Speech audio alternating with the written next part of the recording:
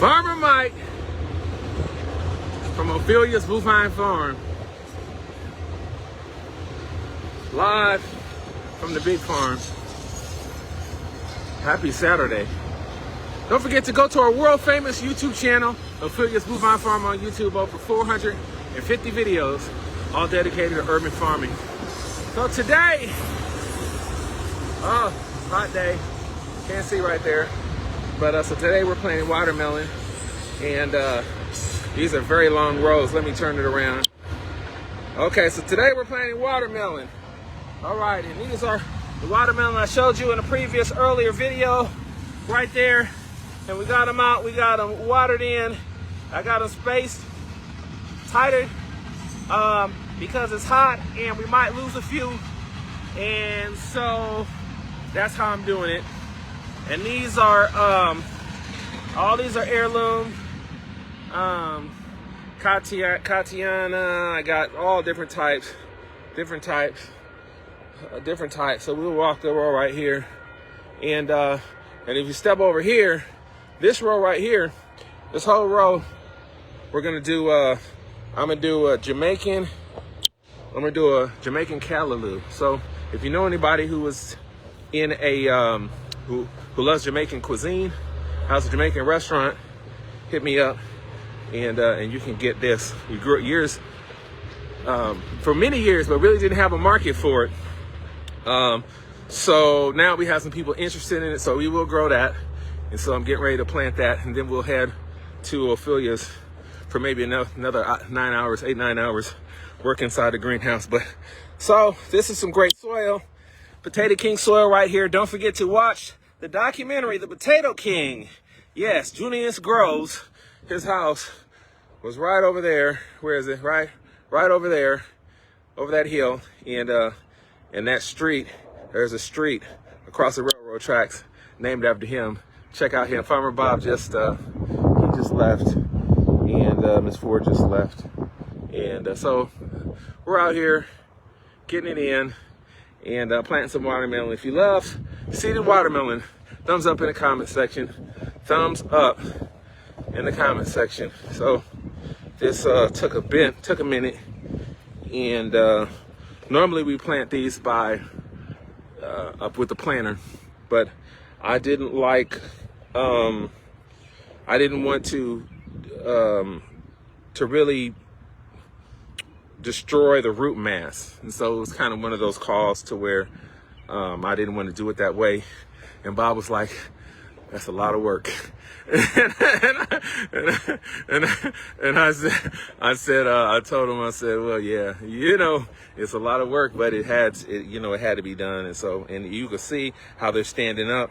They're standing up straight. And so what we don't want, and we actually, the soil mix was a little bit different. And so it didn't hold it as tight. I didn't have them planted long enough to have a tighter root mass than we would like, and we would put them in the old tobacco planter right there. And hey, you ready for a cameo? A cameo.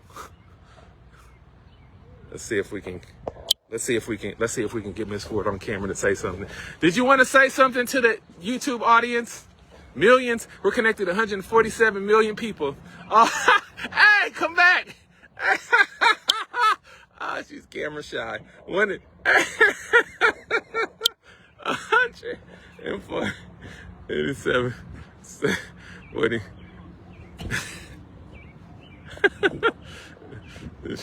She's camera shy. So where was I? Yeah. So again, we're live, and I didn't want to disturb the root mass, and so I planted these a little bit differently. And actually, I'm gonna flip this around. So I'm companion planting these with marigolds, and we'll come in this row with the tractor and keep this wide enough so we can knock the weeds out. And so we have very little chopping or hoeing to do. Eventually, we want to keep it clean, weed free, until the vines get a couple feet long, and then they'll go ahead and run. And so right now, critical maybe month to keeping the weeds out, because the weeds will take over and you won't get anything. And so this is the trick to watch out for things like this. Is called Johnson grass right here. So this is called Johnson grass. Very hard to eradicate right here, because see how I broke it off, but the root is still down in there. Okay, very hard to eradicate right there, and that's why a lot of people spray with chemicals called like Roundup to kill things like this. But this is an organic field, and none of this is sprayed or has been sprayed, and that's just, you know, really how it is.